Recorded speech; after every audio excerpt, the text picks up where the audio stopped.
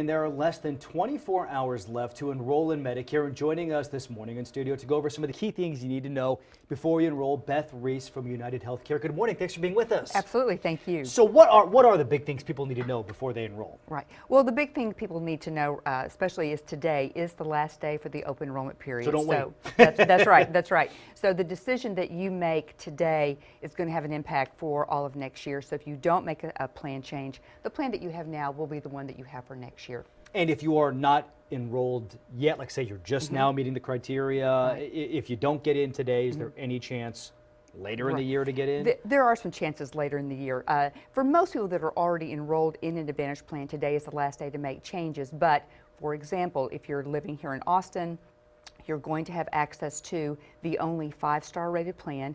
The 5-star rating comes from the government, and United Healthcare does have the only 5-star rating plan, and that allows you to enroll actually past today. Now, you mentioned the 5-star rated plan. It's not like this is just one plan. There are choices, correct? There's absolutely choices, because it's important to know that you do have choices, and Medicare is not a one-size-fits-all. So we really encourage people to take a look at the resources out there, look at all the plans available, and that's what's really important. Is today is really the last day for most people to take a look at the choices that they have. So how then, I know this is different for everybody, but what kinds of things should you consider when you choose your plan, and what kind of effect can that have if, if you choose maybe not the right plan for you? Right. Well, it can have an effect on your overall health and on your wallet. So I like to point out 3 areas to look at. Number 1 would be choice.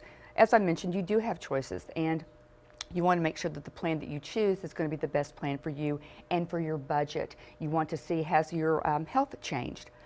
What has been any benefit changes in the plan that you have now? Is it still going to be a good fit for you for next year? Second would be the area of what I'm going to call care. You want to be comfortable with the physicians and hospitals who are going to be delivering your care. Ask yourself, are benefits like dental or vision or hearing, is that going to be important to you? Because most people don't realize that Medicare, original Medicare A and B, does not cover that. Make sure the plan that you have is going to address your health care needs. And lastly, I'm going to call it experience. You want to look at your experience in the plan. Does the plan that you have now, does it bring to you all the benefits and resources to meet your health goals? Okay, so the fact of the matter is some of us are procrastinators and have waited till the last day. What are some tips on how to enroll? Can you go online? How do you do it? Right.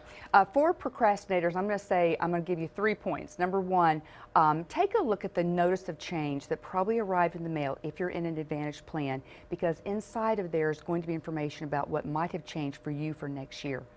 Second, I'm going to suggest visiting Medicare.gov. They have a tool called Plan Finder. Enter your zip code, enter the medications you take, look at the plans that are available. And lastly, reach out to somebody. On the back of your current ID card is going to be a service number. Call that number and ask questions about what might have changed for you. Again, is the plan still going to be the right fit for you? Or reach out to a licensed insurance agent and ask questions, and do it today. Great advice. Beth Reese, thank you very much.